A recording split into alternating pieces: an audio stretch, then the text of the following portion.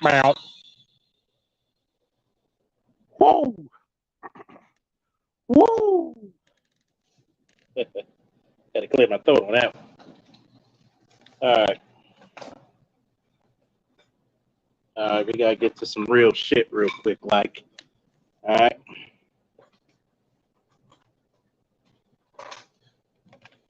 The boy, the Funkomatic Plus. Ugh. Fixing my chair. Yeah. Oh man. Ladies and gentlemen, I am here. All right. We got Electrician 480 in the building. Donnie Mac. Oh, Mr. Donnie Mac. X is in the building. I'm listening. Oh. All right. I, I, I gotta get some shit off my chest real quick. Oh man. Snowman Multimedia, what's up?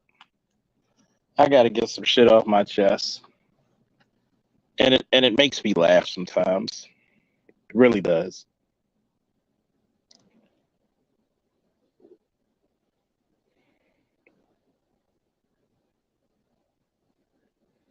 I just want you to realize this, right?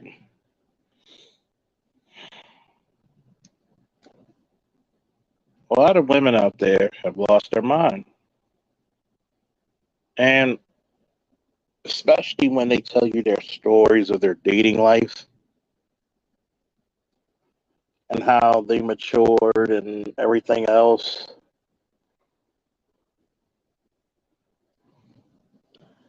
But what drives me crazy is this. You're going to ask for more than what you're used to. You're going to ask for more than what you received in the past.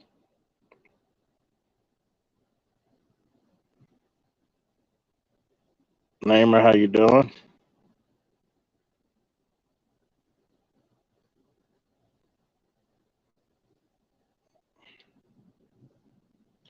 Here's the most dangerous part about that. Guys you dated when you were 20, guys you dated when you were young,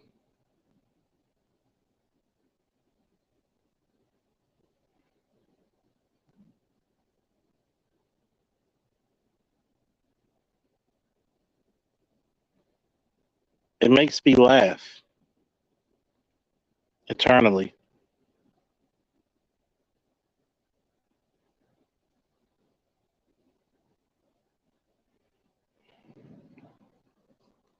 You expect men to pay a higher premium for a chick that got older, for a chick that actually appreciated in value.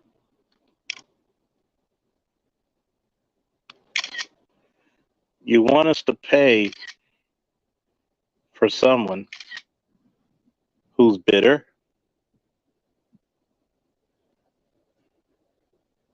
You want us to pay for somebody who's not in their right fucking mind.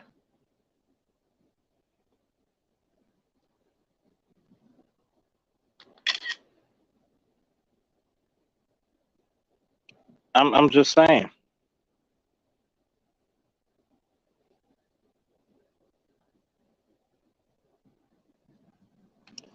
This one chick I'm listening to on live just said that she never been on a date where the dude had a car.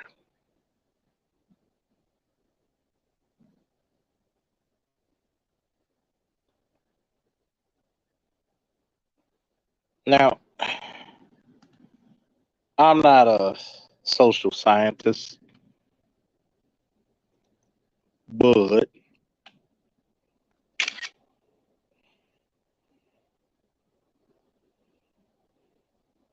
I do have to say this.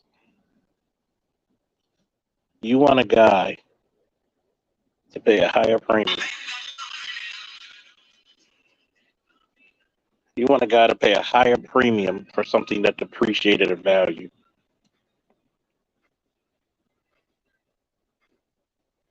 Where does that happen? Where does that happen?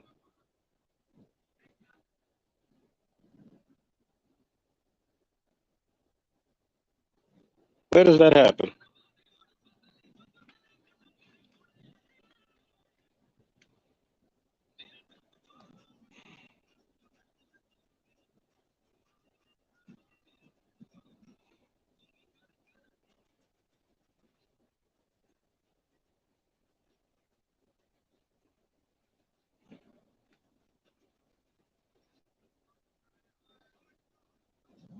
I mean, you're going out on dates with guys who couldn't even give you a ride. You're going out on dates with guys who couldn't even pick you up or catch a cab, call a cab, but yet you want your next relationship to be even better than that.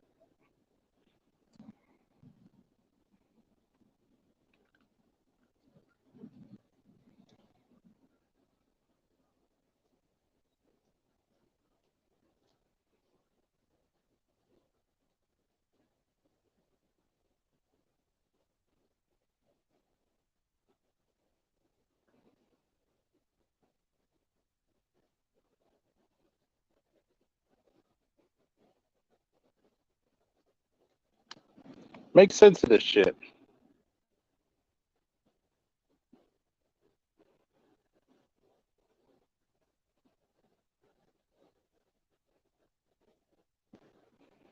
Make sense of this. A shout out to Electrician 480 for the $10 holla. I want you to make sense of this shit.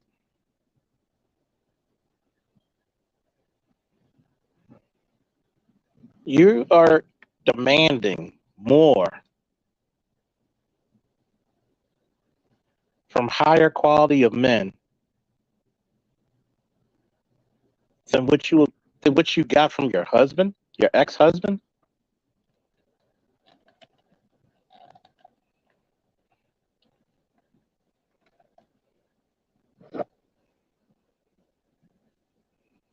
Man, I want you to make sense of this shit.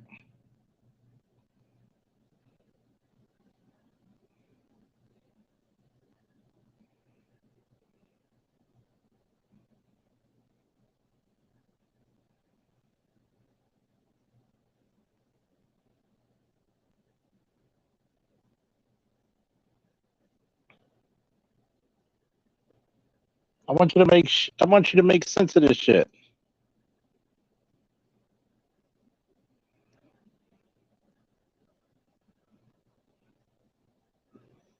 But yet, when I ask the question, are women bad pickers of men? You get insulted.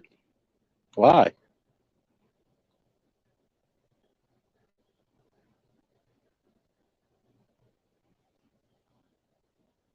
Why?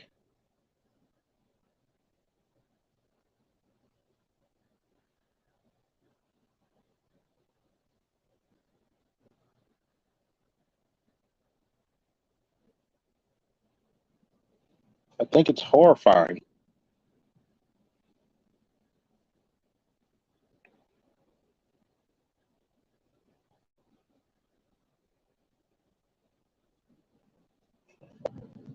Teaching your own daughters, your nieces, and other little girls to accept bullshit.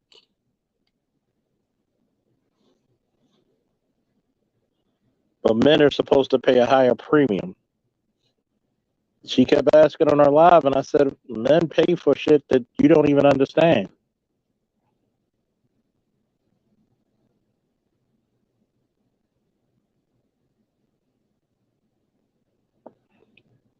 Even if we're not there, we get blamed for it.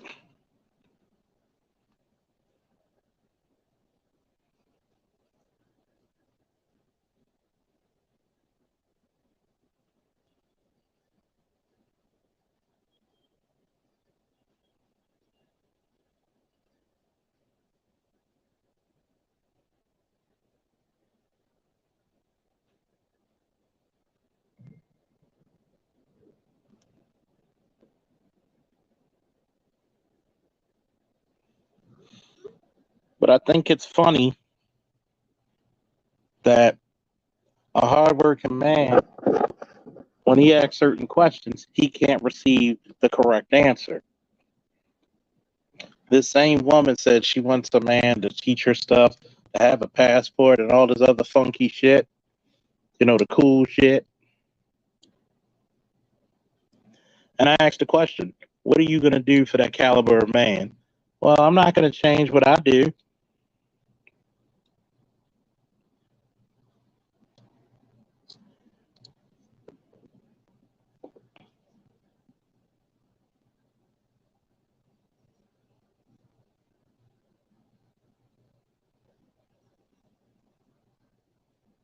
You're not going to change what you do.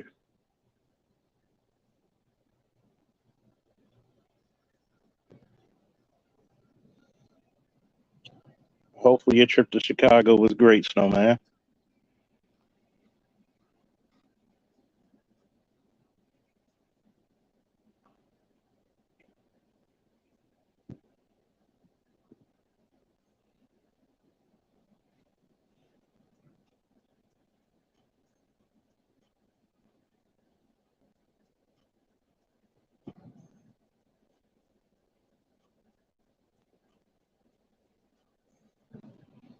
I mean, think about this.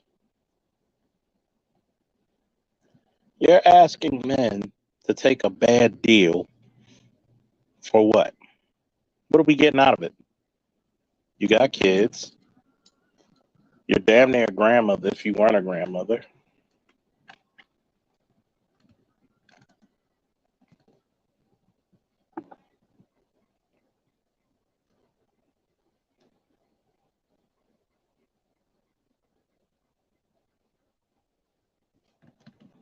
But we're supposed to take a bad deal.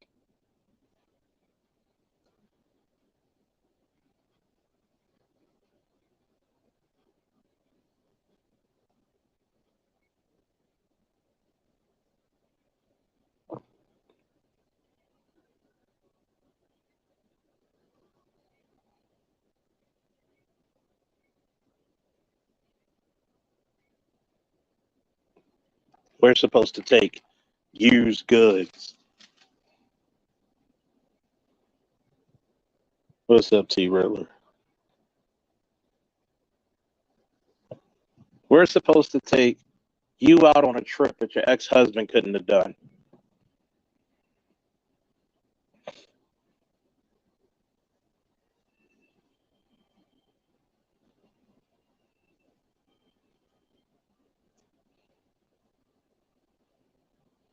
We're supposed to be happy to take some mess that nobody else had.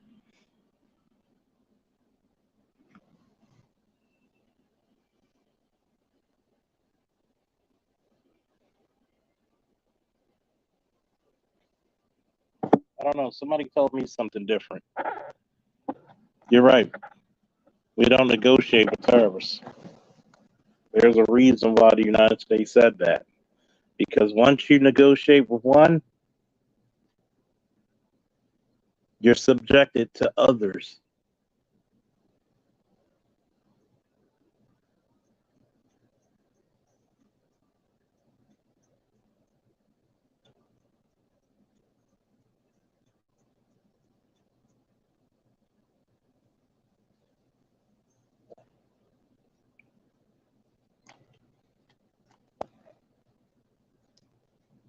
You said this guy couldn't even take you up, pick you up, or call a cab. You had to drive. You had to get the cars.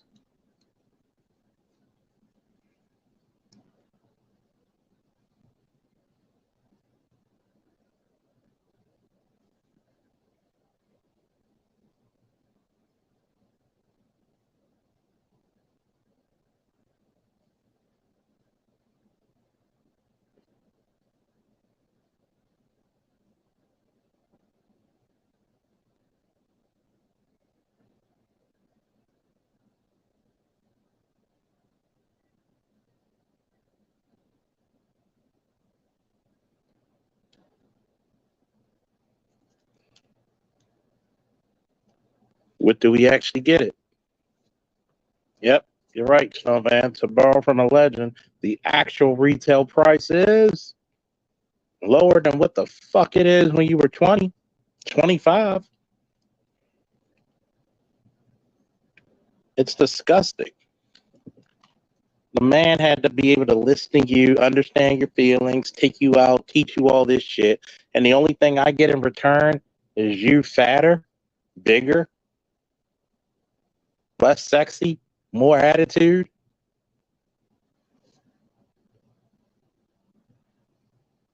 I'm trying to see where one benefits.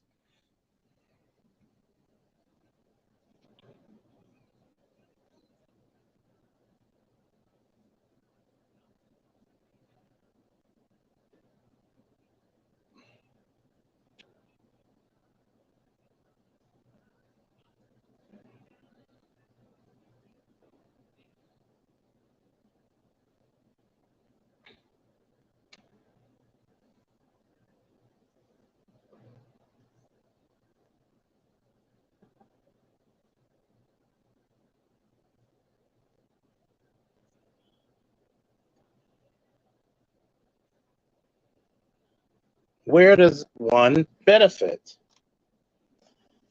I mean, think about it. The only thing that appreciates in value the older it gets is hopefully your bank account or your rate of pay, comic books,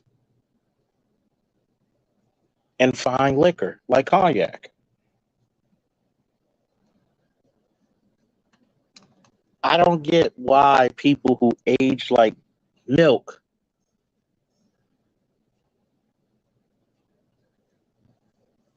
is going to sit there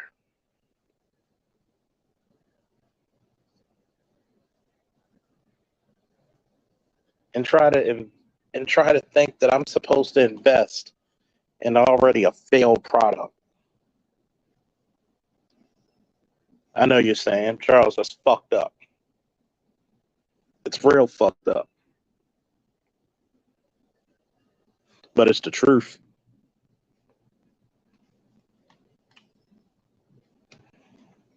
Why should somebody invest into a proven failed product?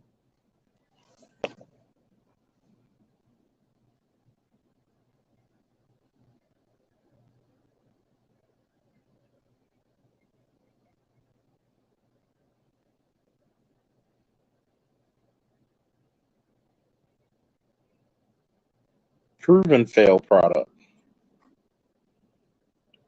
What's the worth of it?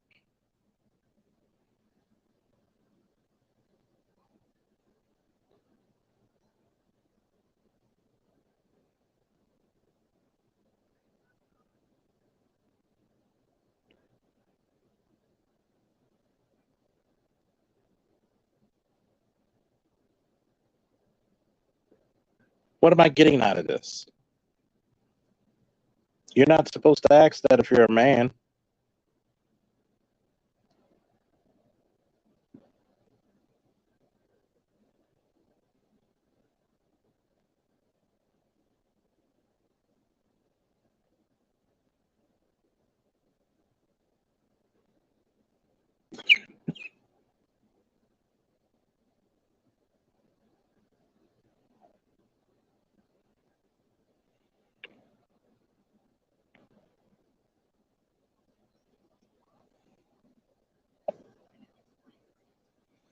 You're right, electrician, because they think we're dummies.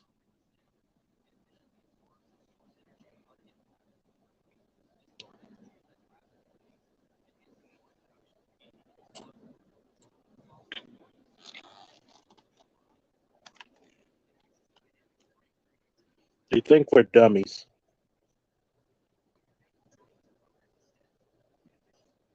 They think we'll settle for some bullshit.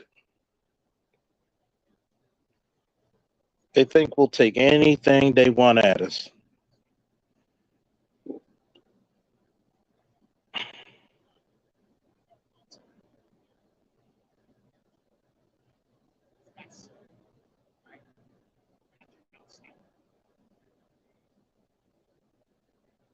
But yet, when a black man has sense about him, value that he's developed,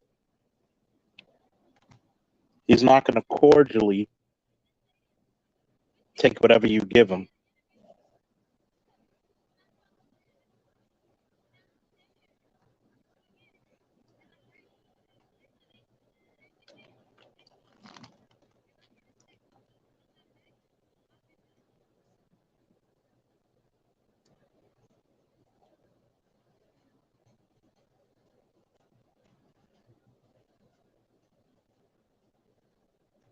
Oh, Lionel, you better not move with him. I tell every young man, don't you move with no chick.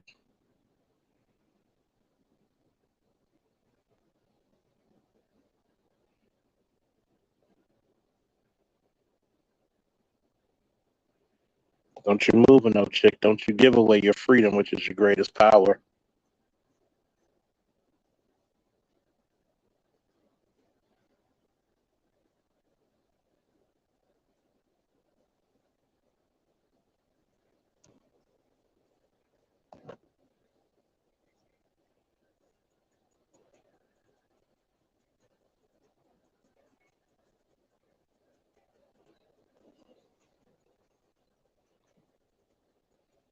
Don't you give him that.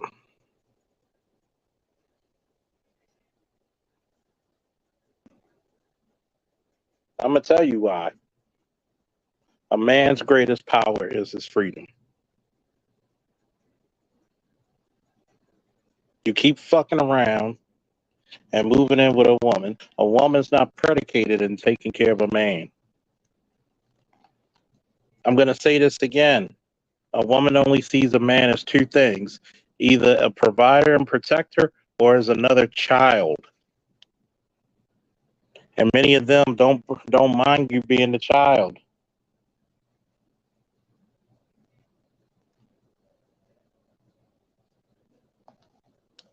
Many of them don't mind you being the child. That's how they get their rocks off. That's how they get their control.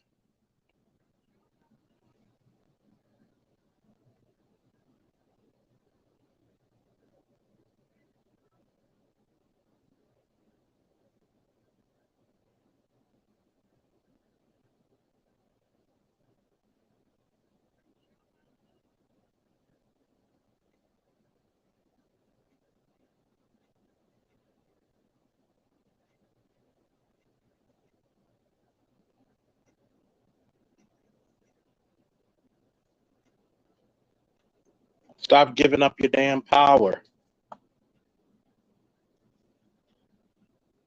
Stop it.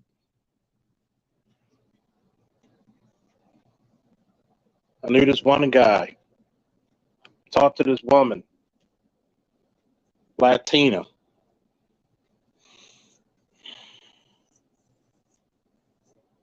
He told me he thought this chick was special because he gave up dating black women. Somebody need to put this in the chat because I'm going to give y'all some rules to live by. Rule number 1.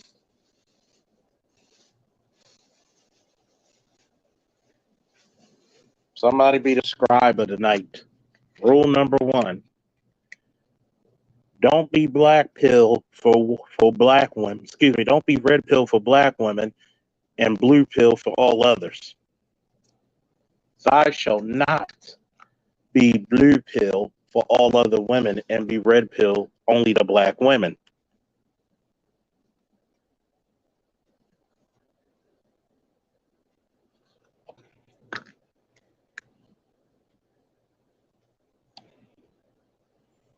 And this good brother makes a damn good living.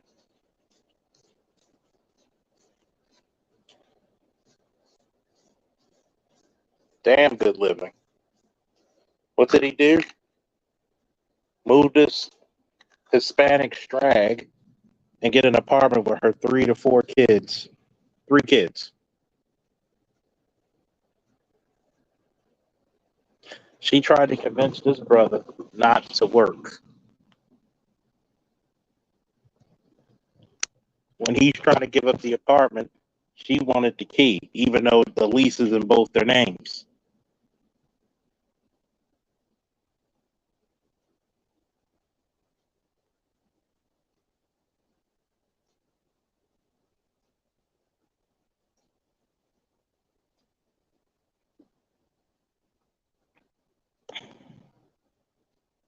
These chicks that are modern, they think so damn similar.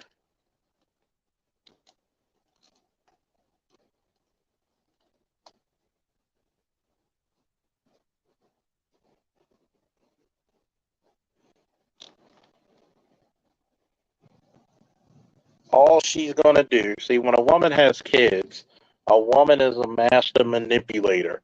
I don't give a damn who she is. I'm going black pill for a minute, folks. So if you feel offended if I'm talking about your ex-wife, current girlfriend, mom, whoever, I'm just going to say it. Until that chick proves otherwise, treat her like she's a manipulator. Until she breaks herself for you, treat her like a manipulator. Because guess what she's going to do? She's going to do everything in her goddamn power to make sure that her kids are going to have the best possible outcome. And I'm not mad with that because she should. But it should not come at your detriment.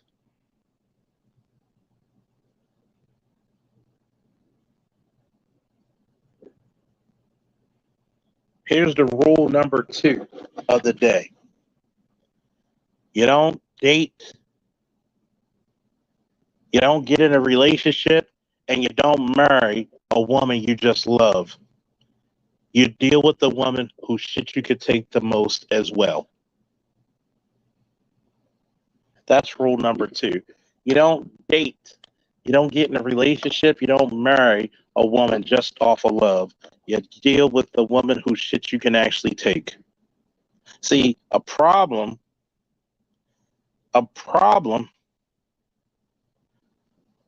you got to deal with the person's whose shit you take. Because you'll fall out of love. People always say, do you love her? Yes. Am I always in love? No. No. Oh, that's some tough shit. Blah, blah, blah, blah. Whatever. Whatever. I mean, but these bitches out here are filing for divorce at an 80% rate. But I'm the mean motherfucker, right? I'm the mean one.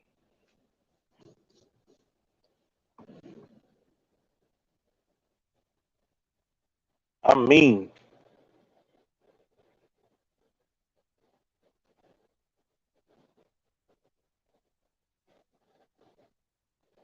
You don't date.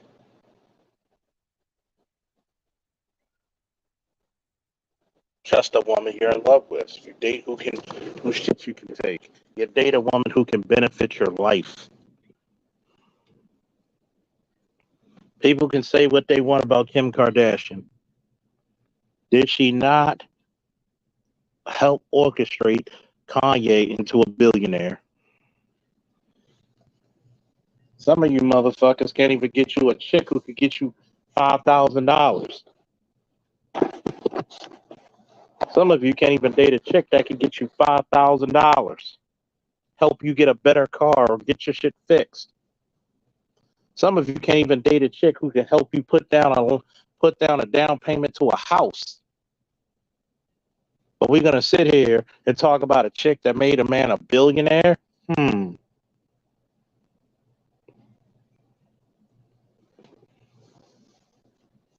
This is the reason why.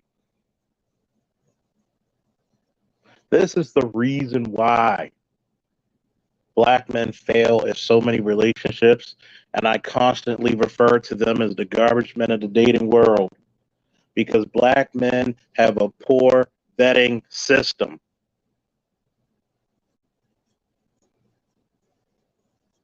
That's rule number 3. The reason why black men are the garbage men of the dating world is because black men have a poor vetting system. It's terrible. Terrible. Hell, I'll even throw myself in the equation. Terrible.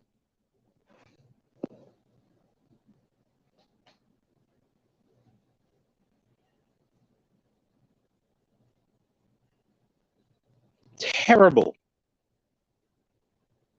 And a shout out to Sir Anthony for the $5 holler.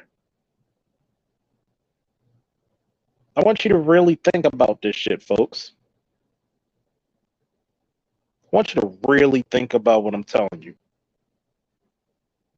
I'm on these lives and these panels. Goddamn right. The reason why we have a poor vetting system. We don't know what it's like to be respected.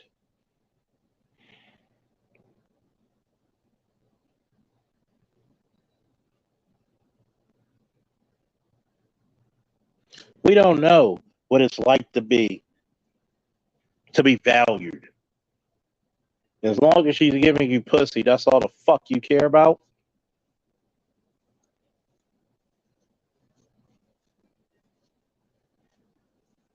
Being used. Before you even date this chick, you're gonna have to make a hard decision. Is she for fun? Or is she for the long term?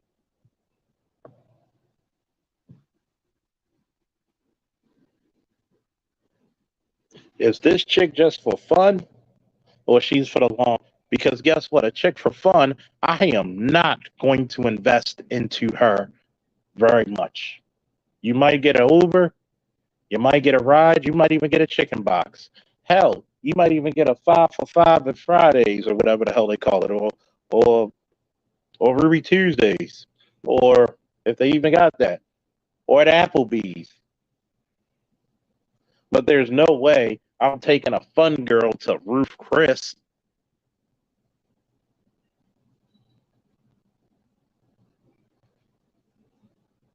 Go sub LAPD SWAT one. There's no fucking way you should be investing into a girl that's just fun.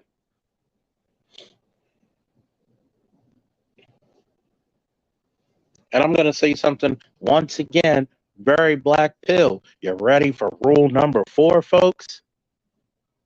And this goes to young black men who are of junior in high school to senior in college. You ready? Young black men, do not look for long-term serious relationships while you're getting your shit together.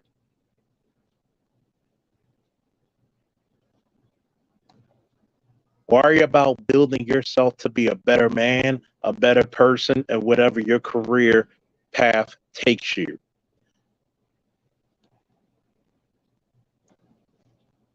I've told so many of my wrestlers, so many of my employees, and so many of my subordinates. The system will make sure that young lady is successful.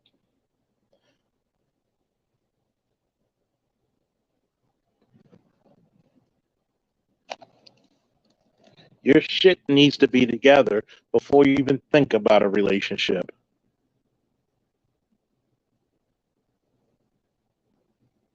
The hell you doing trying? You're 18 years old and this chick's putting all the fucking responsibility on you like you're a 40-year-old man.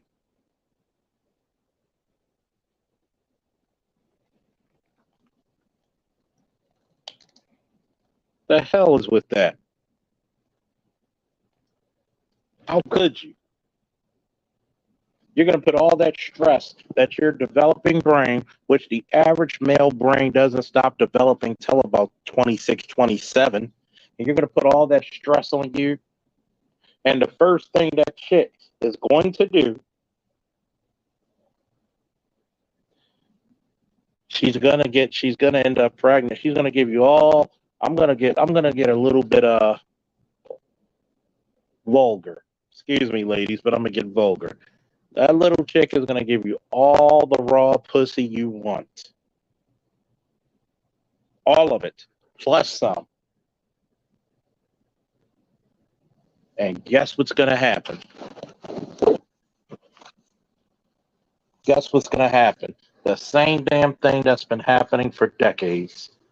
The system is gonna make sure she's as blameless as Christ on a cross. Why? And I'm gonna tell you this. This is what I wish I would have known when I was 18, 19, 20, 21, 22, 23, 24, 25. Why am I worried about somebody who the system is going to make sure they are A-OK? Why?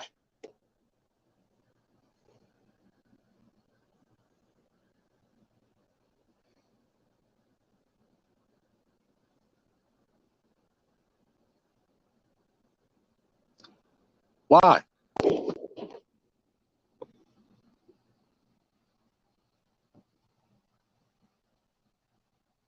Exactly. Like Christian said, I've been saying that for years, for decades. Until you reach success, don't even think about marriage. Don't even think about children. What the fuck can you teach your child at 18? What the fuck can you teach them? You got people out there in their 40s who can't teach their children at 18? But I hate women though. I hate women. But I'm one of the few motherfuckers in this place that are developing better young men to be husbands and fathers for your daughters.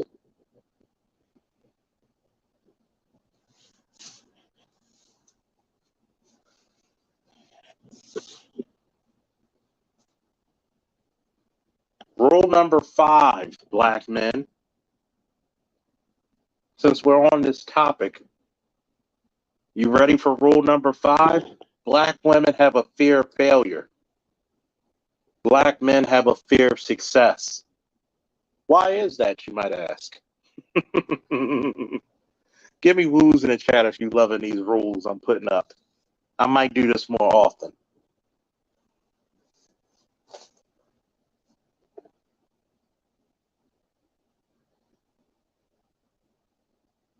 I might do this more often. Black women have a fear of failure. Black men have a fear of success.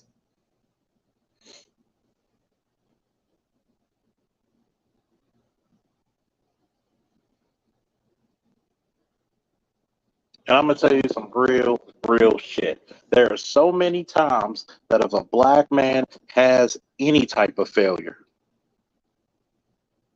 excuse me, any type of success, he feels as though he got to come back, humble himself, and take care of everybody else. We are ashamed to be smart.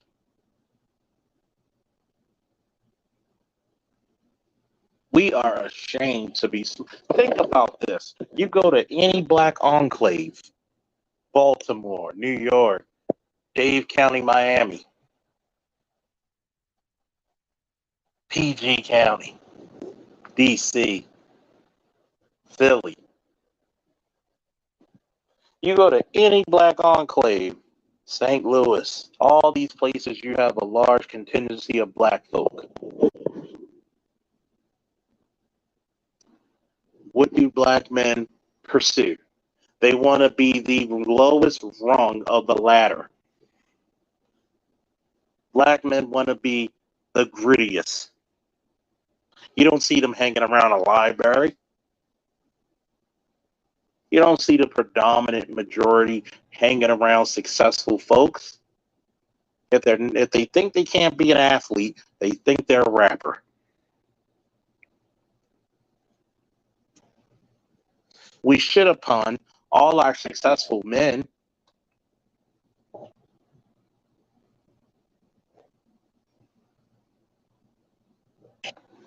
But I'm gonna tell you one thing. They're not gonna teach that girl to be wayward.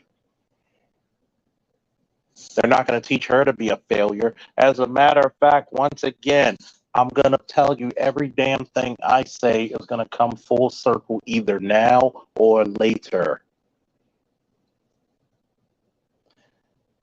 They are going to make sure that chick, I don't care if she's dumb as a cement mixer, they're going to push her into some type of field, most likely a degreed position, and they will happily make sure she's successful.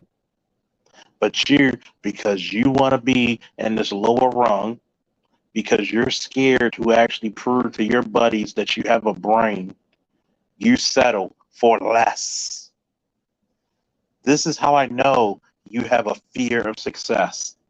You'll take what anything anybody gives you. You don't have a system of self-esteem. You praise being gutter. You praise being from the gutter. You praise being the product of a single mother. You praise nothing but failure. You praise going to jail. You praise unwanted and uncouth violence.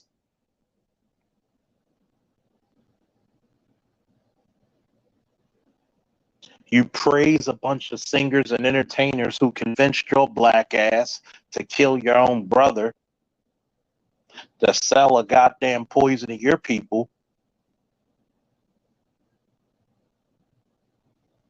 This is how ass backwards you are. Going to jail is your rite of passage.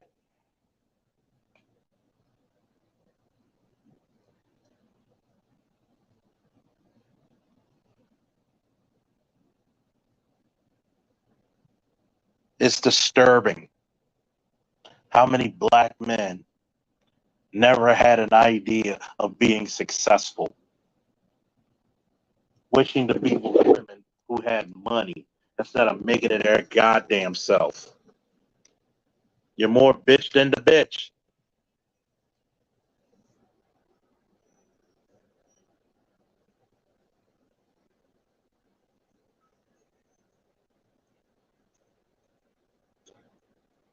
You're more bitch than the bitch.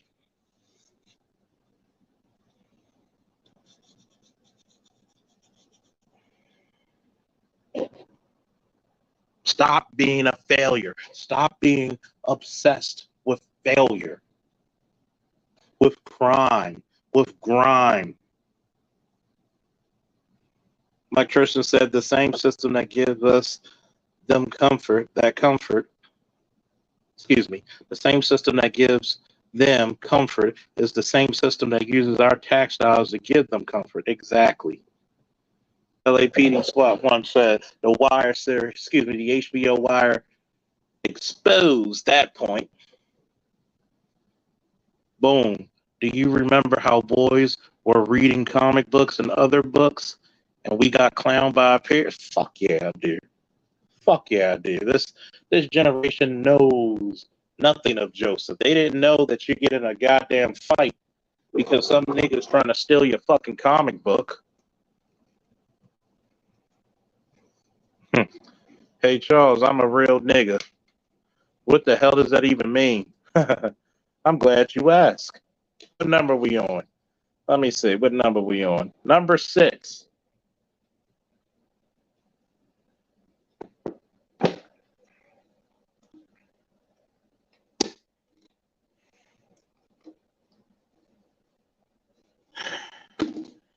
The only real nigga in this world are either dead niggas, failed niggas, or loser niggas. I want you to think about this. How the fuck can you be a real nigga when the connotations of the word itself talks about being lazy, ignorant, not intelligent?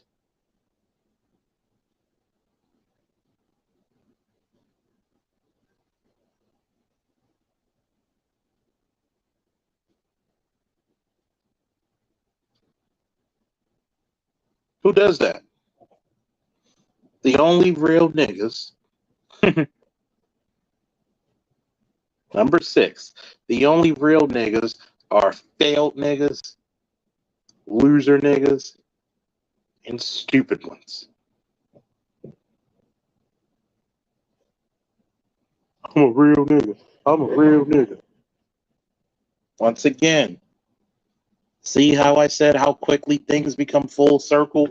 Obsession with failure.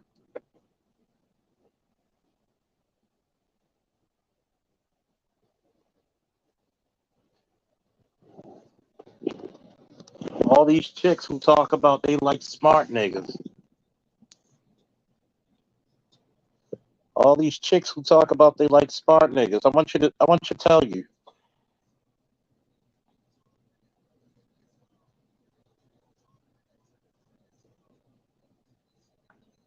I want to tell you. It's a fucking lie. That whole thing when a woman tells you she's a sapiosexual, call her a goddamn liar to me. And this is when you first meet her. It's one thing to be attracted to someone's intelligence after you're physically attracted to them, because last time I checked, those fucking NASA fucking aero scientists, excuse me, them rocket scientists,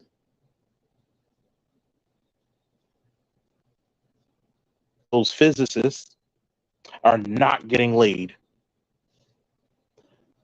Didn't didn't early this year or last year they had on the little pineapple show a guy who was going to the Navy to be a fucking physicist? And what did the girl do? Because she knew they were not evenly yoked, she called pineapples a guy who most women would say is physically attractive and handsome, who's going places. So dismiss me with that bullshit.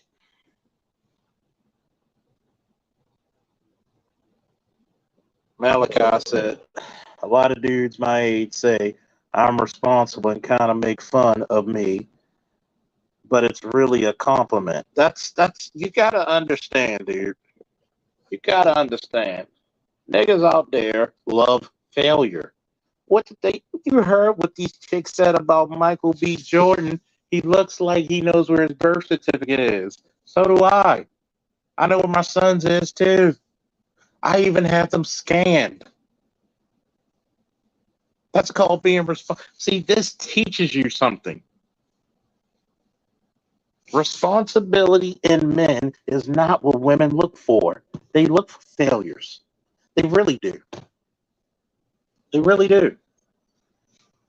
These bitches love failures because failures are easy to control.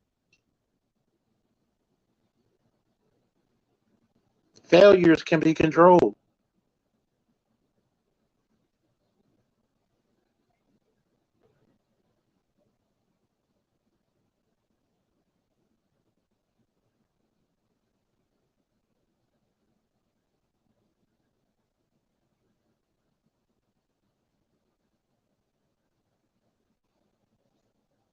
They're easy to control.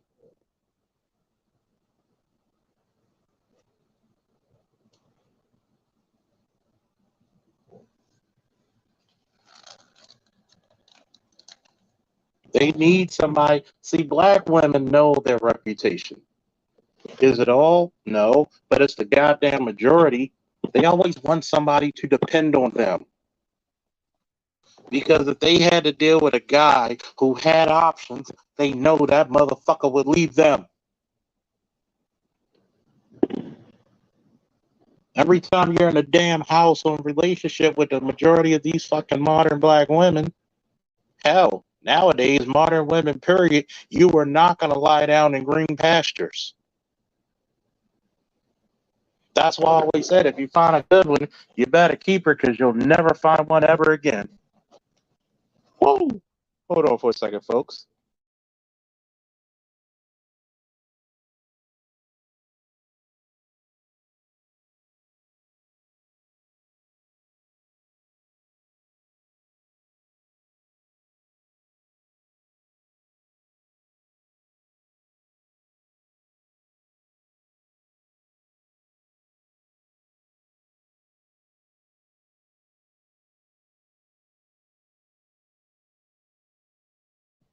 I'm back. Think about this.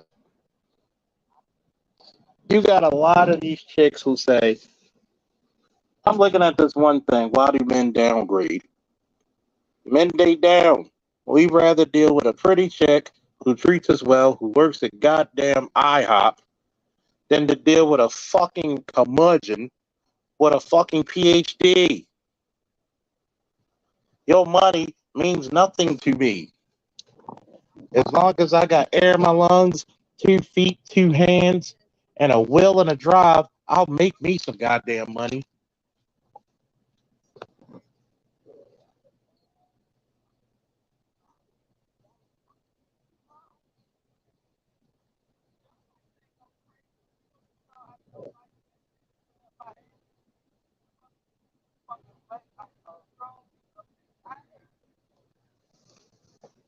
I tell you, man, a lot of y'all don't even understand. My 41 years of life has taught me one thing. Well, number one, I don't hate women. Number two, I'm just waiting for the one time in life where women stop becoming their worst enemy. I've seen women destroy relationships with good men and then wonder why they can't find anybody else.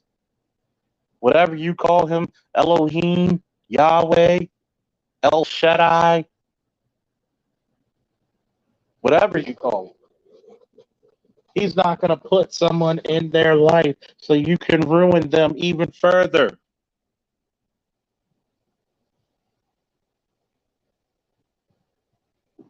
That's a new one. PhD stands for Preparatory Hand of Destruction. Facts.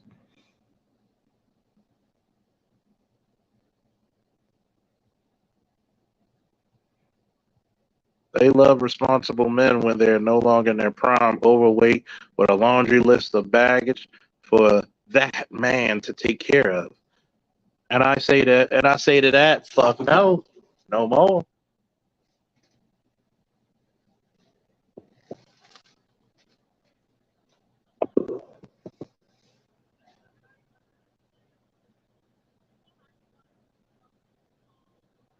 Here it is. I'm listening to a podcast where I'm listening to these chicks. They don't even know what type of men they really want. But once again, you have 4 kids by 3 men, you married one, you divorced him, and a man's supposed to step up and take care of this shit.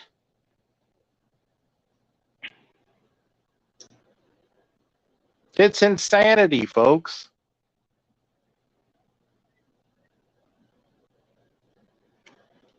They can't tell you what type of men they want because they dated low.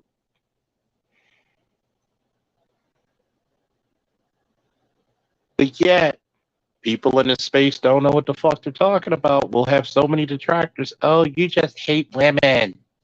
You just hate women. Who hurt you, boo? And you know what I want black men to start saying? Start saying you. You hurt me.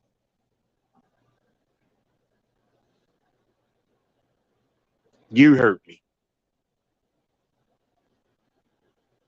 When I wanted to love you, what did you do? You cast me away. When I wanted to make strong families with you, you accepted government funding in dollars. When I wanted to see my kids, it was you who kept them away. It was you. You didn't give a damn about the child support money. You just wanted to see me suffer. Now that the kids are older, now they see you for the insufferable bitch that you portray. Now the chickens come home to roost. Now, see, here's another rule. I think we're on rule 7. Rule 7 is women, modern women, project so much the shit ought to be an IMAX. I'm going to say it again for somebody to put that in the chat. Rule 7. Women project so much the shit ought to be an IMAX. Every time they talk about a man's failure,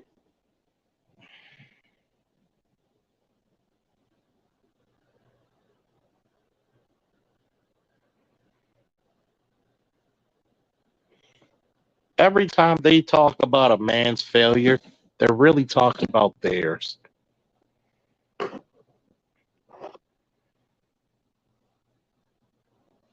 Colonel, you had to be responsible when you were leading your troops in Iraq or with the BPD. Leadership is not about rank, privilege, titles, or money. It's about responsibility. Facts. Very much so facts. Woo. Hand clap to you, LAPD SWAT, for that one, and I appreciate it.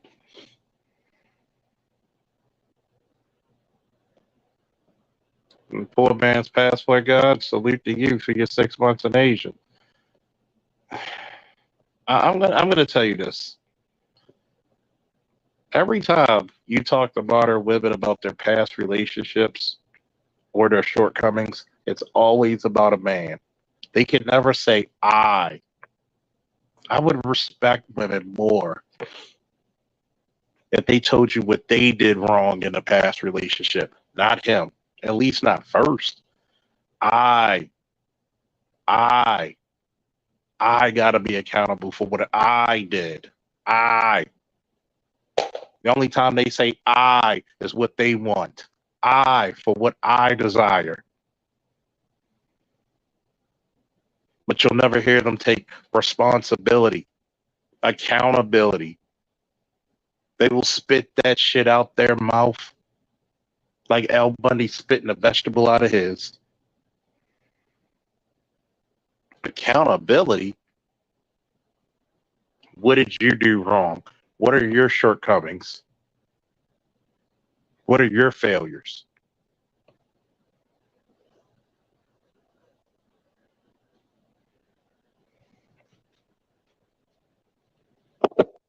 Think about it.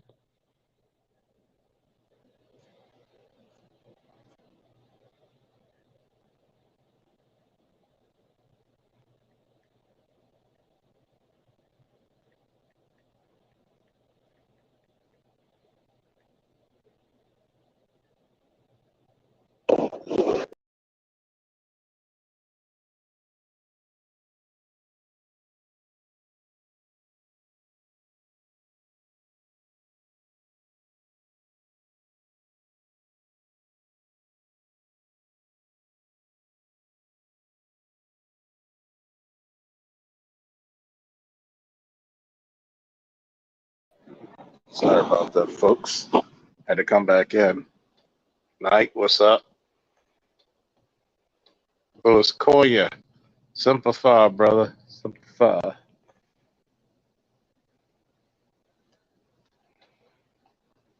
Like I said, my cousin says say the same thing about me.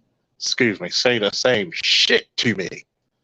I got something against women, but I said you will get killed indirectly or directly if you think every woman is a princess, which is true. I'm sorry. It is so true. Question for Dr. Faulkner. Why is it that modern black women never take accountability for themselves but always want black men to be accountable? You know why? Because the black community has a real pass the buck issue. That's the reason why. If I if I was frivolous with my reproductive system, knowing that I'm the female of my race and I'm gonna have to deal with this motherfucker, and actually, if you instill that into women, you can't blame the men for that. What you can blame the men for is if they pick bad wives.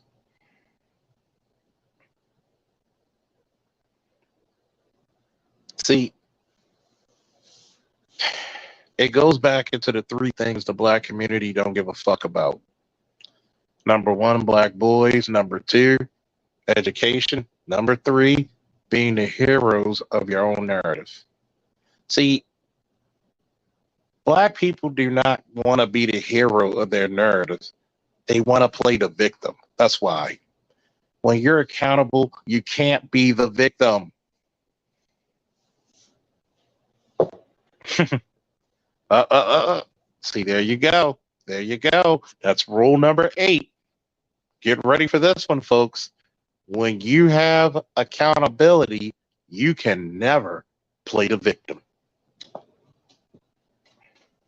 If they took accountability, they cannot be the victim. You can't play the perplexual, the devil made me do it.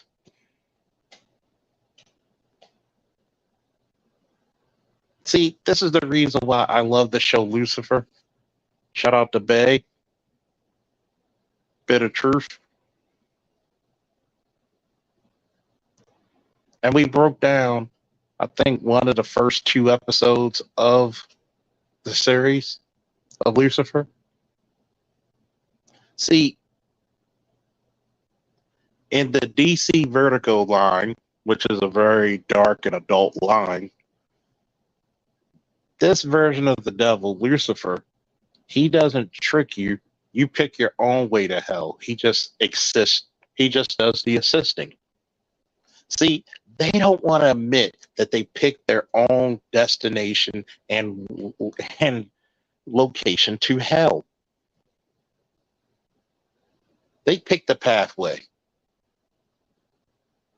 They want men to take every little piece of shit that they take and think that, well, he needs to do this, that, and the fourth. He needs to be 6'4", dick like a fire hose, 18 packs of abs. He needs to have 6 figures on top of 6 figures. He needs He needs 4 masters, 5 bachelors, and 2 PhDs. And the only thing I got to do is bring my stink ass. When you think about it, right? You cannot play the victim when you have accountability.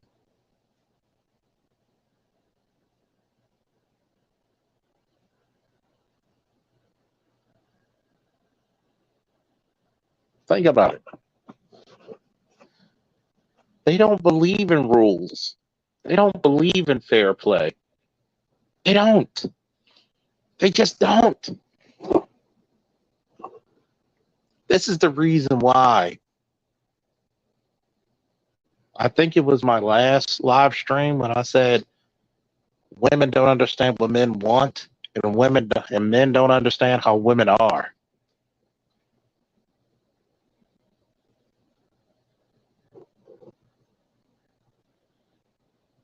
What happens when you deal with someone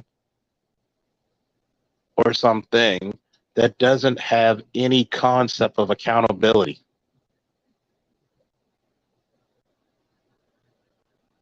I want you to think about this.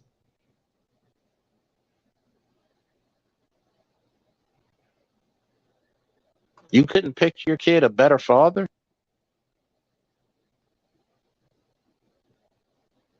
You couldn't do everything in your power to stay with him? Why did the relationship go bad? Or badly?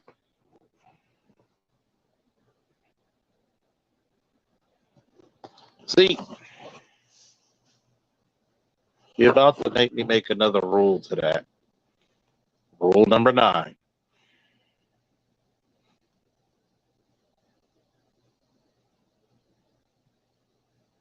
You don't believe what a woman says.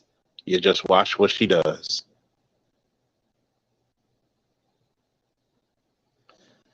Think about this. If that father was something, would she have any argument at all? I want you to think about that night.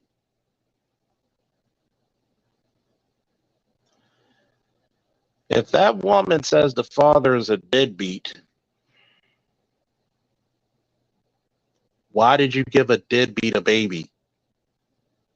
See, we never ever ask women these questions that will stop them in their tracks. I mean, it's like shutting the lights off. It's like a picture perfect knockout blow. All the energy is going right to that jaw or to that temple, and you're shutting the lights off. It's like a Teddy Pendergrass song. Turn off the lights and light a candle. I want you to think about that. Why would you call the father deadbeat, but you're the one who gave him the privilege of his DNA carrying on into the next generation? I want you to think about that. That's why you listen to what she says and you watch what she does. You don't believe it, you just listen. I don't believe shit. I just listen. And then I watch what you do.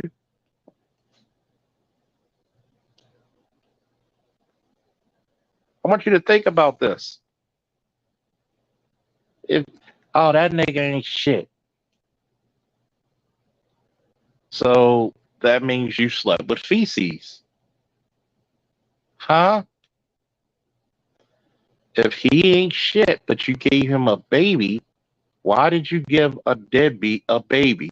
Don't give me the excuse that he's a narcissist. He was controlling. Oh boy. Oh boy. Already got number 10 for you, Snowman. You ready for this one? I know I'm gonna ruffle some feathers. I'm gonna ruffle some feathers for this shit. Anytime a woman calls a man controlling, it just means that she couldn't live up to his standard. It just means that he had a standard. See, women don't like men who hold them to a standard. Rule number 10. Women, when a woman says a man's controlling, she just does not want to live up to that man's ideal of a standard.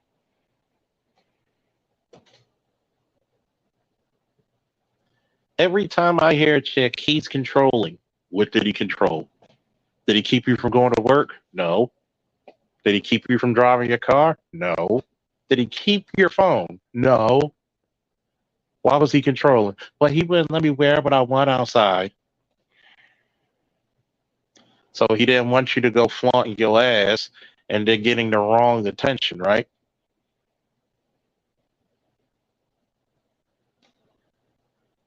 And please, please hit the snowman with a little bit of something. He's been a perfect scribe tonight. Please. I want you to think about this. Every time you hold them to a standard, what do they say about you? Oh, he's controlling.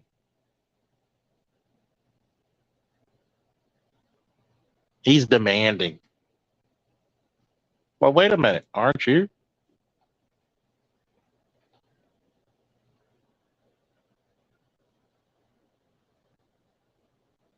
Well, aren't you?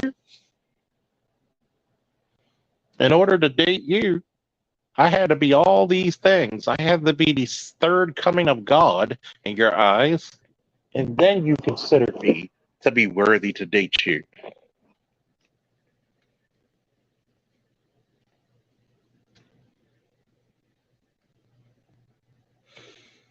Mm. Mm-mm-mm.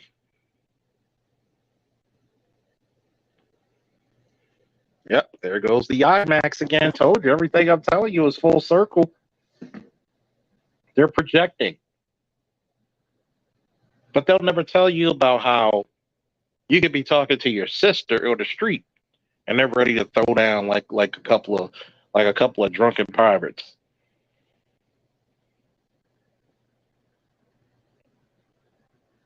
They want men who are higher class but don't even hang around in those social circles.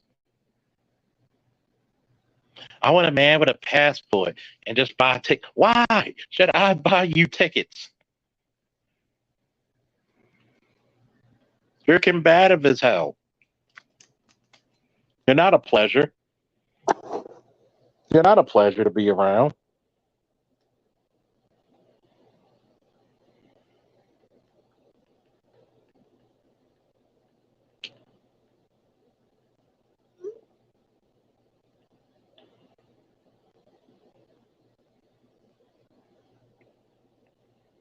Don't lie to me.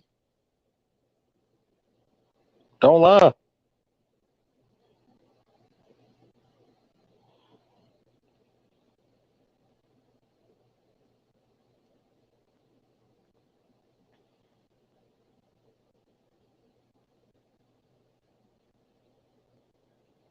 Don't lie to me. Don't tell me something that you cannot produce. So, so Rihanna, what you think about that second part of the series of Baki? Since when is telling the truth by men projecting? Oh wait, that's a modern. That's not even just modern black woman. I can't even just put that on black women. I mean, they do it the most, but that's a modern woman thing. Period. They do it the most.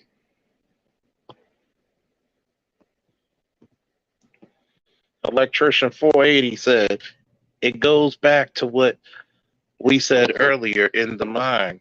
Black women think we're all dumb, but the evidence shows their dumb decisions outweigh has fucked up our communities. I mean, yeah, it's it's so fucked up, man. That let's say me and electrician Ray Hama and the Snowman robbed a bank. The only people we're probably affecting are us, and maybe, just maybe the immediate family, but it's mostly us. A woman fucks up her reproductive system, she can fuck the next 3 to 4 generations up. She can fuck up the next 3 to 4 generations. You want to be in perpetual poverty? Let a woman fuck up her reproductive system.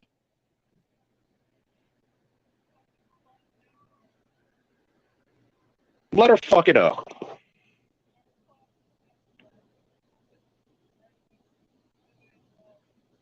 And that's rule number 11, by the way. Rule number 11. When it comes to consequences, a man's consequence is going to come swift and hard. But a woman's consequence is going to come slowly with longer lasting effects.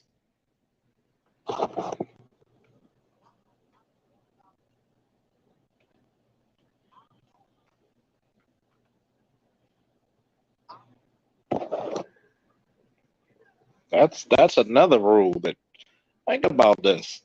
As a black man, you don't get the parachute. Our women get a bigger parachute than us.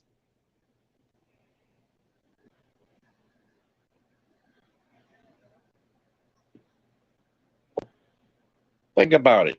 You wonder why it's hard for your son to come out there and work. You wonder why. You took all the fucking education and then you gave the boys crumbs. And when one of us motherfuckers make it out the system, he's a cool cat, not trying to make any trouble. He loves his comic books. He loves his manga. He loves his anime, his cartoons. But guess what? He's a good dude. He's in good shape. He's got a good brain about him. But guess what you did? That same guy that you crying for, who can afford to take you on trips, you shitted on him in high school. You shitted on him while he was going to college. You called him a nerd. You called him a geek. You called him a weirdo. You literally pushed his ass out the community. And then when he dates women of other cultures, hell, even black women of other nationalities, you call him a sellout. But yet, the longer lasting effects of what you did to the community, you can't even partake and say, you know what, my bad. You know what, my bad. I fucked up. Don't blame the men. They're not the ones who left. We chose we chose the government system. We chose to kick them out. We thought we were independent and we could do it all by ourselves. We didn't think fathers were necessary to raise proper children. Is Toya still here? I'm going to use the word compulsory. We didn't think fathers were compulsory in the scheme of things. We fucked up the last fucking 4 generations. The black community is poverty infested, rat infested, roach infested, crime infested, downtrodden. But it's Jermaine's fault. Don't even have the fucking decency. Don't even have the fucking decency. Knight said the superiority complex they try to front is so artificial because when the system can no longer support them, they start building other attachments. I don't even know if they're capable of doing that shit.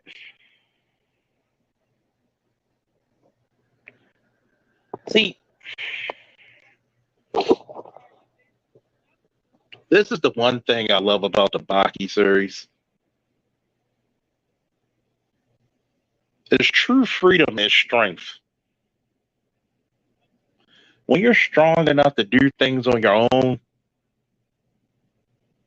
that's true freedom. Men are actually capable enough to go in the woods, cut down trees, build a cabin, and be left the fuck alone.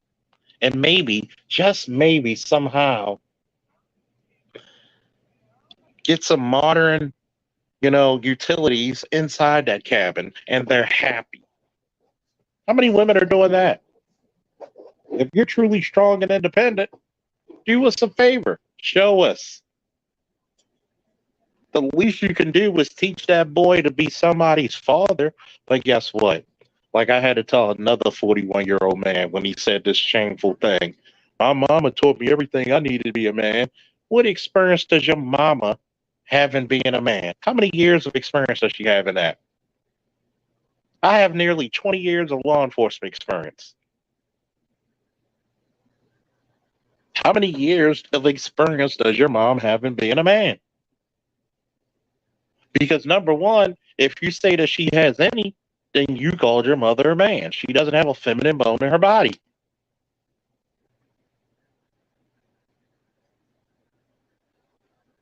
So it's funny how in the black community, we don't really care for transgenders in the physical sense, but we care about it in the mental, in the emotional.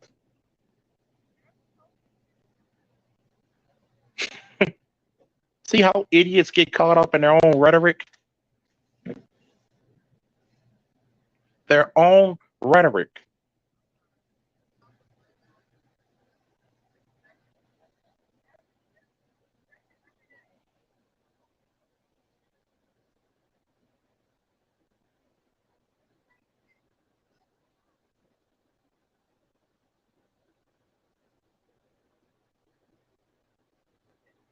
And to that point, there's another rule. What rule are we on now, folks? What number? What number? 12?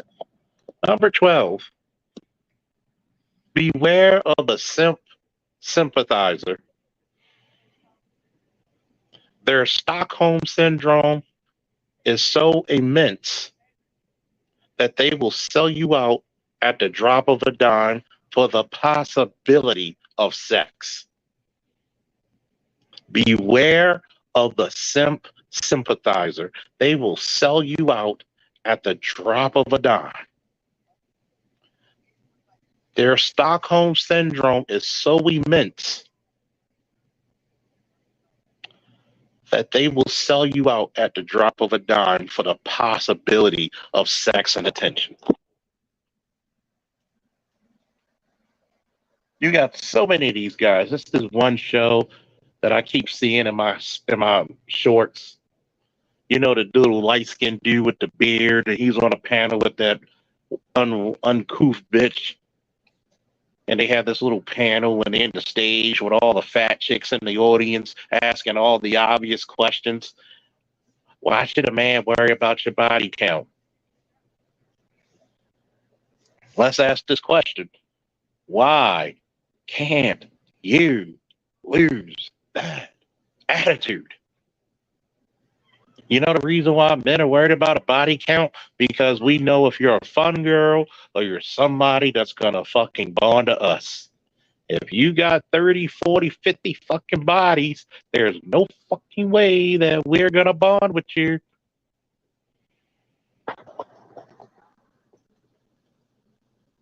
See, here's an example of fucking accountability. I was the biggest simp. Now I don't know one.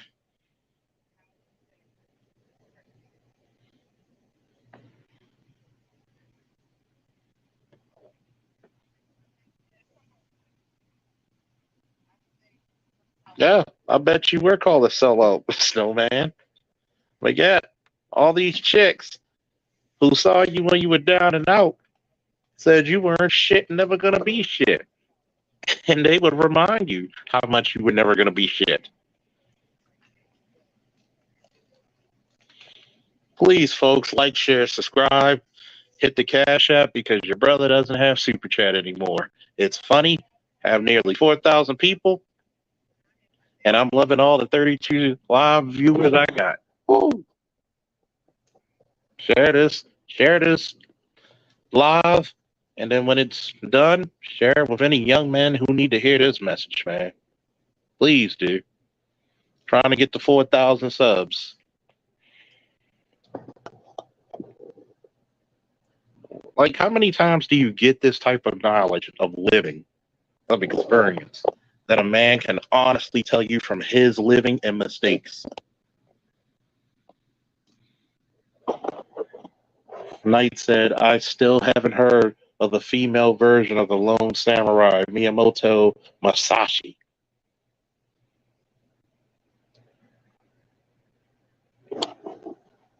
And I'm going to tell you this, man. You're not going to. Think about it. Men teach life lessons. Women just teach mores. Okay? They teach you that everything you need to fit in society. Sometimes you don't need to fit in. Sometimes you gotta be your own goddamn man.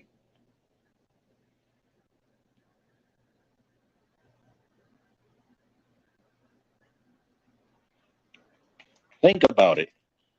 Electrician said it earlier. When we went to high school, it wasn't cool to be fucking reading comic books. Now everybody wants to go to a DC Marvel movie. Now everybody wants to go to an anime convention and dress up. Think about it. It's cool that you want to dress up as the sexy version of a fucking character, but do you really like this character or do you just want your inner whore to come out? Think about that. Think about that. Do you know how many women are making money hand over fist just by dressing up as a sexy cosplay? But here it is, man. Look at Rob from Comics Explained. Look how long it took him to grow his channel.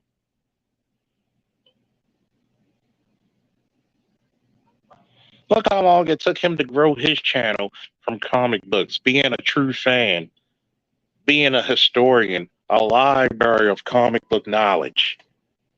Look how long it took him. But some chick who dresses up in a bra, boom. Think about this space now, right? I got 31 people live right now. But one of these chicks in the so-called Black Manosphere open up a panel, she's got 1,000. They can play video games and they'll get 100 people watching them like that. I'm giving life lessons. And this ain't jealousy. I'm just proving a point.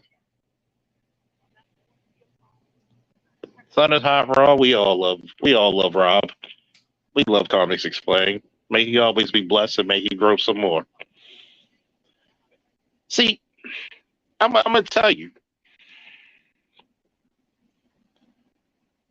a lot of times people like this, people like us are never gonna be heard to a larger audience, and I had to come to the realization of that because a lot of you who followed me the last 4 years when I started live streaming, I want to tell you this. I appreciate each and every one of you and all your support. You know, a lot of times when y'all send me emails or put chats in the put comments in the chat, you give me strength. Because guess what? You're not gonna make good money doing this shit. Not talking about the subject matter I'm talking about. Kevin was blessed. You know, Angry Man's blessed. There it is. I'm a goddamn sergeant for a police department. I'm a graduate of one of the top two bodyguarding schools in the nation. I'm a goddamn war vet. I'm a father. And my son lives with me. And you telling me that I don't have something important to teach the next generation or men of my equal ilk? I be damned. Fuck a YouTube. Because if you were really concerned about the safety of content, you would actually notify more young black men that I'm on. Where were you, YouTube, when I was telling young black men to go join the military, go join the police department, the fire department, and to get into STEM? But I hope you hear this. I hope you hear what I'm saying very, very attentively.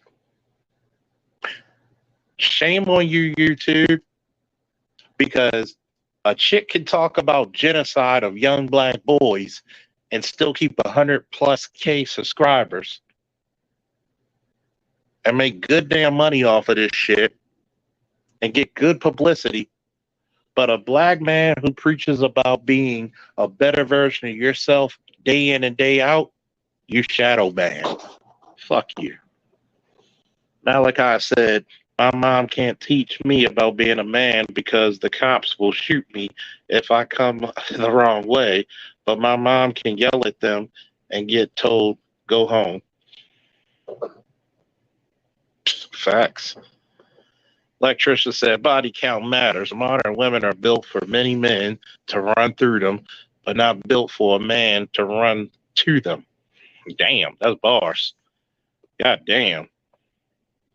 Lewis Collier said, always try to support my content creators. Appreciate you, Lewis. Appreciate your support.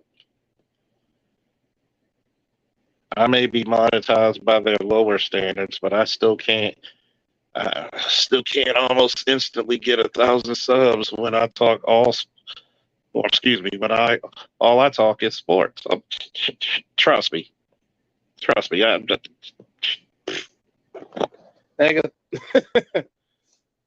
It's a damn shame. And I'm gonna say this, Snowman. It's a damn shame that all you talk about is sports. And I would totally understand if you exceeded my count. I would totally understand. I would totally understand you getting 10,000 subs. Because all you're talking about is sports. If this platform really wanted to see people succeed, guess what it would have done? Well, we got to see if his content is something that, is not valid or violent.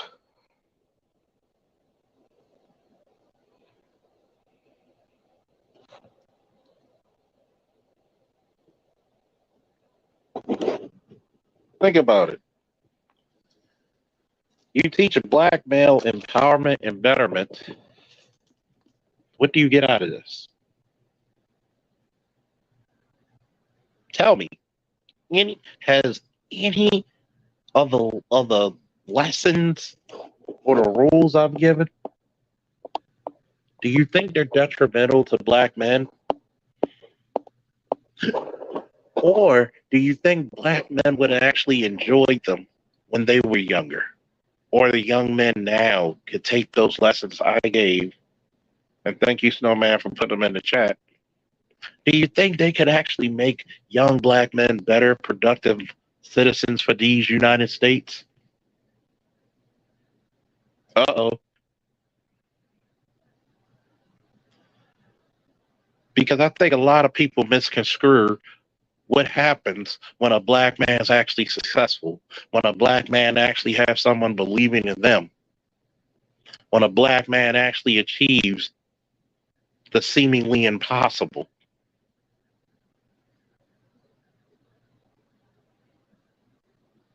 Remember, to get hired at a job nowadays, they want you to give experience, but they won't hire you.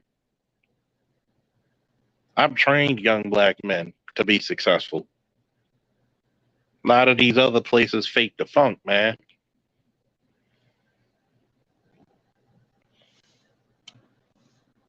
See, I'm the believer that the master knows when his job is done when the student surpasses him.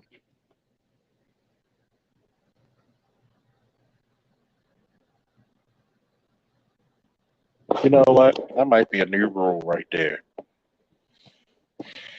What are we at? 12? Rule 13. Rule 13 is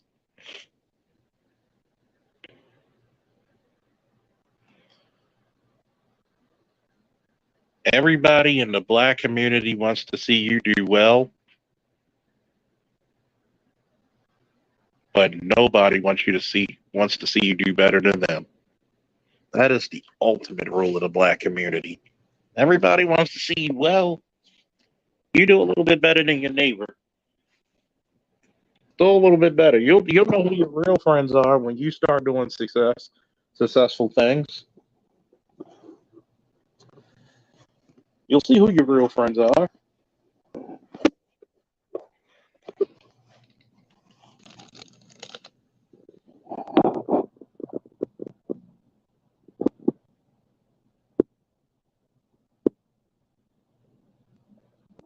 You'll see who your real friends are.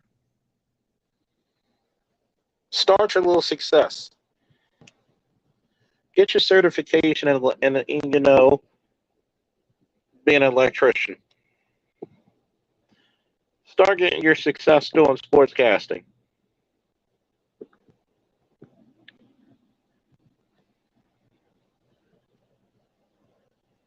Start doing it.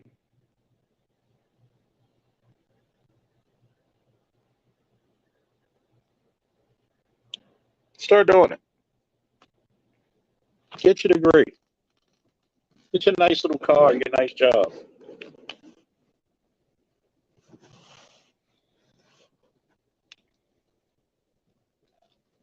Go get that.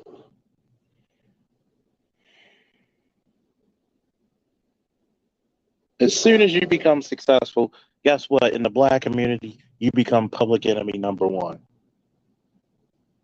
I told the Padawan this.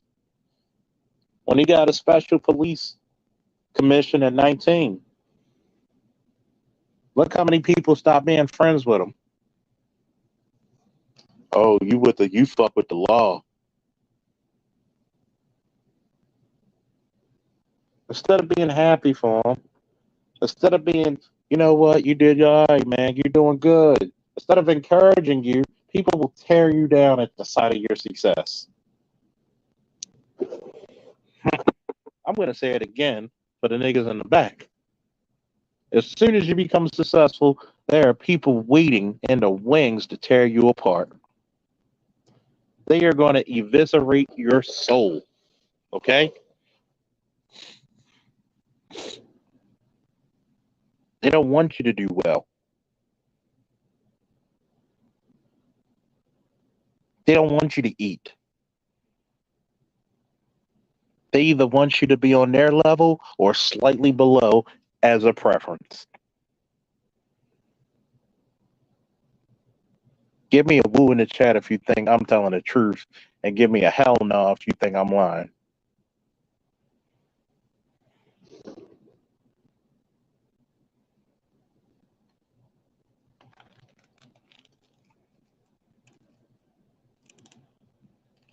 I'm going to tell you that. There are too many times men go above and beyond the Call of Duty.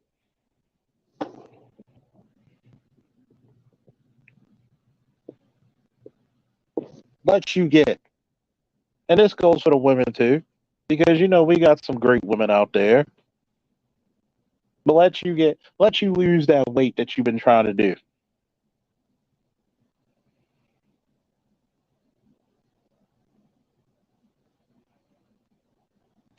Let let that sister finish her degree or her certification. Let that sister go to the gym and you start for a few months to over a year, ride a bike, lose her weight. Look how many motherfuckers will hate on you.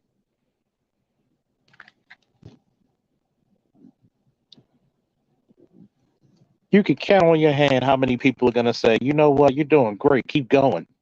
Don't stop. Let you get a new job promotion, black man. Let you even enter school, not graduate yet. Enter the damn school and see how many motherfuckers hate your guts.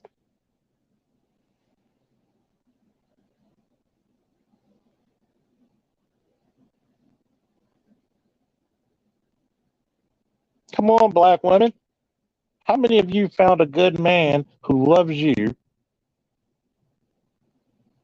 He's a leader and a provider. And how many of your friends will hate and try to sabotage your goddamn relationship and or marriage? How many of them are trying to throw pussy at him like Nolan Ryan just because they don't want to see you happy? But y'all don't hear me though.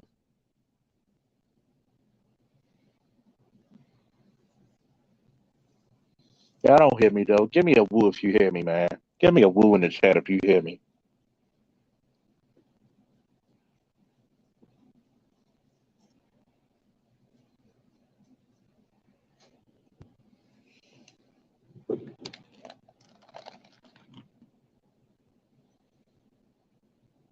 We've all seen that type of shit. And you're right, Ray. That is nothing but fucking evil. You claim you're for me, but you the motherfucker who's against me.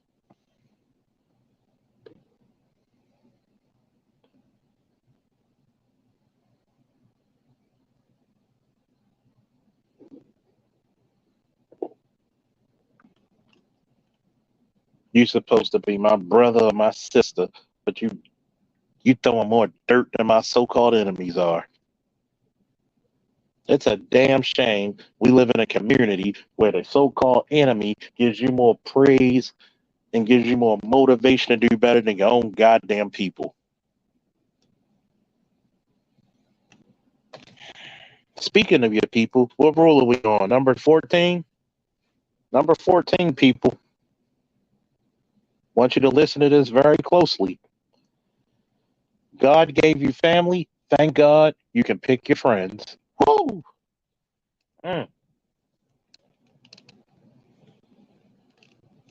God gave you family. Thank God you could pick your friends. Carrying over from Rule 13, sometimes the greatest people for your demise, who wish for your demise, are the people who are so-called blood related to you. Mm-mm-mm.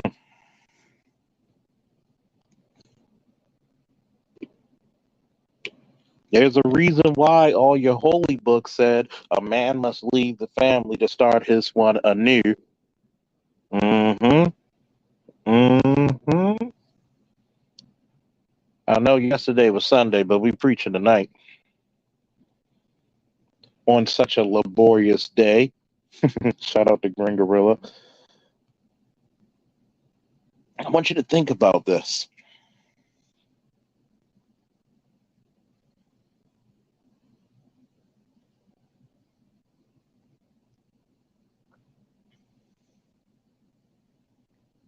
I want you to think about this. Sometimes the worst enemies you can ever have are people who so-called share blood with you.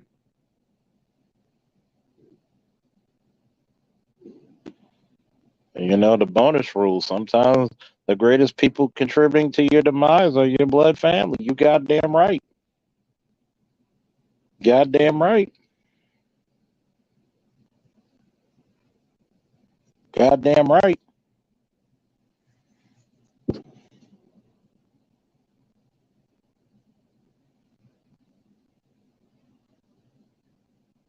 I want you to think about that. How many people say you don't need to go to school, just get a job?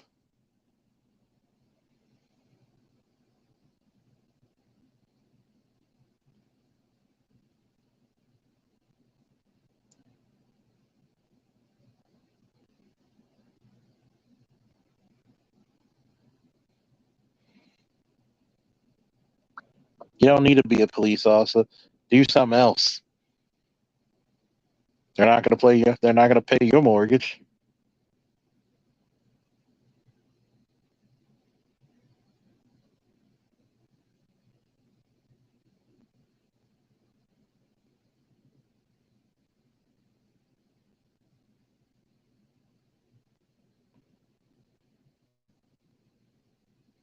They're not going to take care of your family.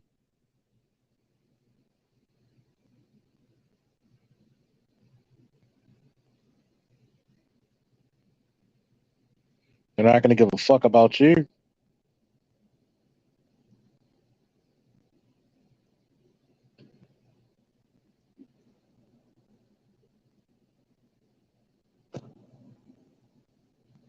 They're not going to facilitate your dreams.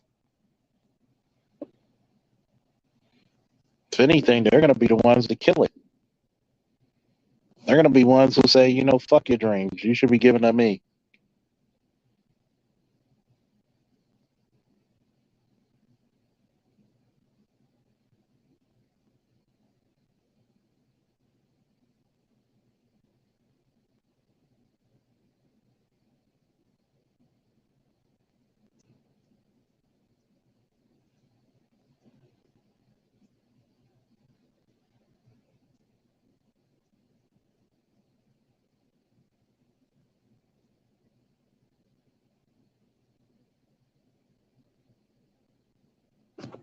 Think about that, folks. You go out of your way to try to make a better way for you and yours. What are you going to get out of it?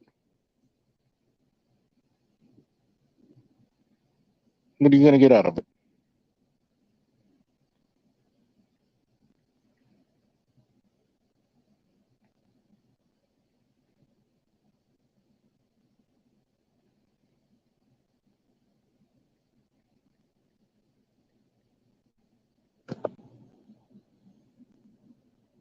That's why sometimes you got to separate yourself. Sometimes it's your mom. Sometimes it's your dad. Sometimes it's your family, your brothers, your sisters. Sometimes you just need a new set of friends. See, thank God for putting the friends that I got in my life. We may not be perfect, but we always had each other's back. We may not even always agree, but we looked out for each other's best interests.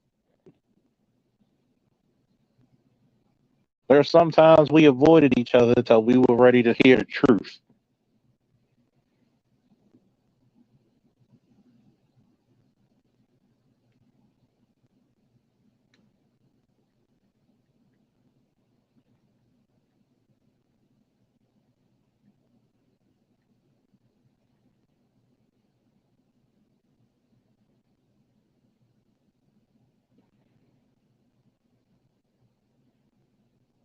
I think that a lot of times in our lives, we got to be very, very cognizant about who we let in our circle of energy.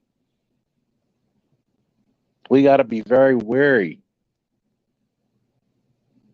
if that person's going to breathe life into us or death and destruction. And we need to really start paying attention to this.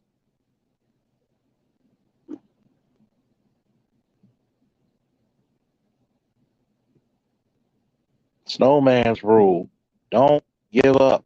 Don't ever give up. Don't let anyone stop you from chasing, catching, and achieving your dreams. Woo!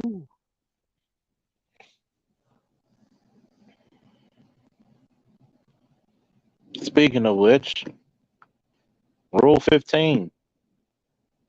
This is Rule 15.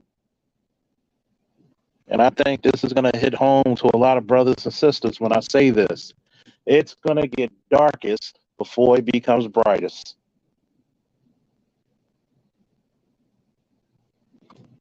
Matter of fact, I'm going to say this even better. Don't even write that part down just yet, Snowman. I'm going to continue my thought. It's going to get dark before it's going to get dark before it's brightest. But when it's darkest, that's when your light shines the brightest.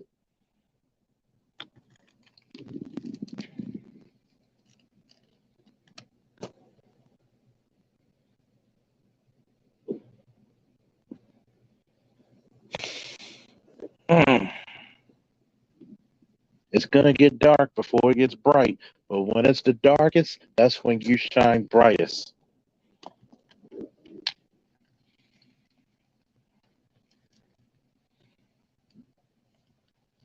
Think about that. When you're down, when you're depressed, your husband or wife left you, your girlfriend hates your guts, your kids don't even want to speak to you, you lost your job, you don't know where the money's going to come from.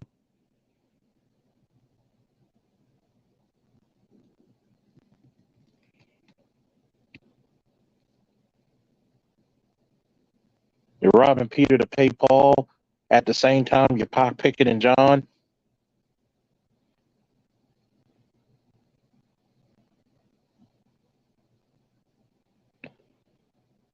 I'm just here to tell you, before it's going to get dark before it gets bright.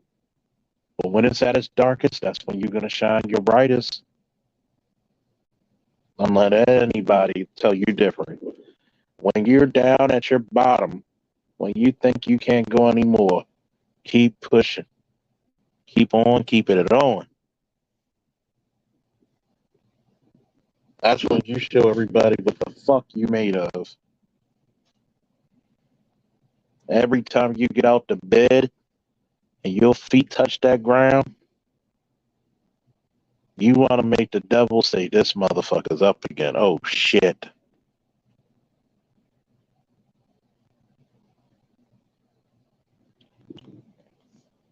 You want everybody to be like, I don't care what you give this guy.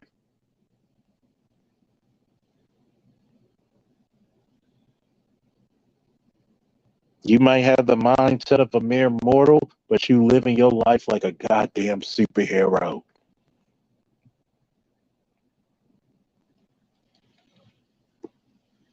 Snowman bonus rule. When they think you are history, keep looking to make history. Woo!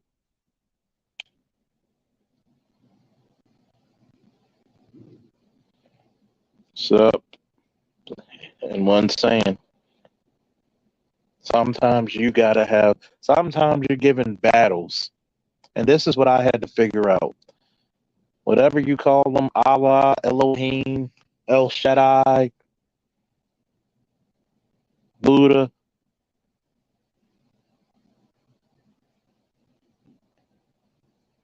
when whoever you call, the ancestors.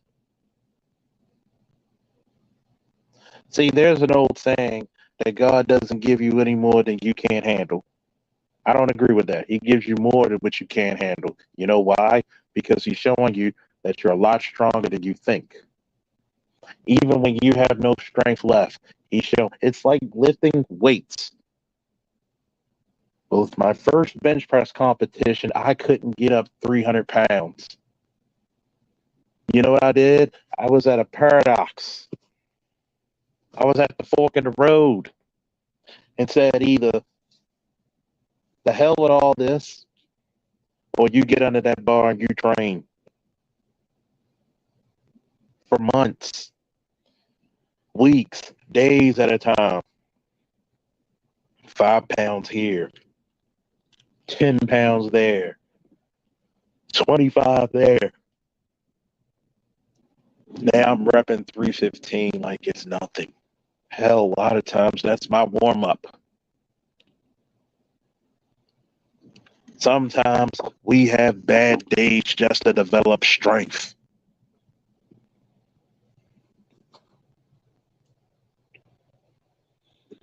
Malachi said, shit, man, I've been homeless before. And that's when it gets dark. Oh, yes, Lord. Yes, yes, yes, yes. We preach it tonight, baby. We don't need thousands of people to touch people. I could touch thousands of people with just 31 people here. You know, 10 people or 100 people, we'll reach 1,000 people. May not be directly through a live stream, but indirectly, you're saving lives. I tell people, man, what's up, Reem?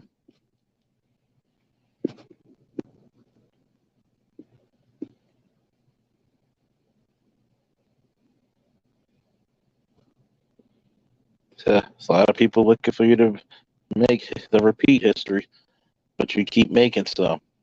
See, some man said, been homeless in the loony bin, lost my daughter, lost my parents, been divorced. Fuck, I had to battle cancer, but old snowman is still here fighting. That's sometimes we gotta fight. Swinging every day like Frank Thomas, legendary Orioles player. See, y'all ready for this? Rule 16.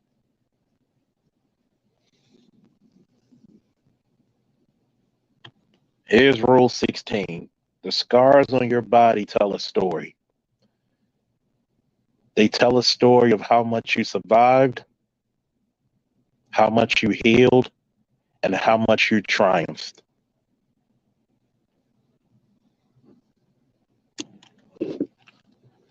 The scars on your body tell a story. They tell the story of how much you survived, how much you healed, and how much you triumphed.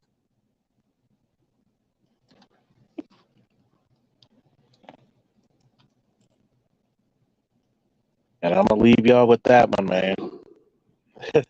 I don't think I gotta explain too much about that one. Give me a boo in the chat if you think this live stream was pretty thought provoking and actually something that you or somebody else might have needed. And please, please, in the comment section and the chat, please tell me what you think about these rules. If you like the rules of life that I've discovered and lived by, please tell me to keep going on another stream, and I'll keep going, and I'll tell you a few more life lessons that I've learned the easy way, the hard way, and sometimes the ugly way. And I appreciate you, love you all. Woo! We're gonna hit out on a big note. Thank you all for watching. Thank you all who were able to support. Thank you. Hopefully this helped you out a lot, because trust me, it helped me a lot in my life. I can only speak on that because, hey, I look at some scars on my body. It showed me how much I survived, how much I healed, and how much I triumphed. Woo! May you all be triumphant in your duties and your work week. Thank you. Love you. Woo! And we out. Woo!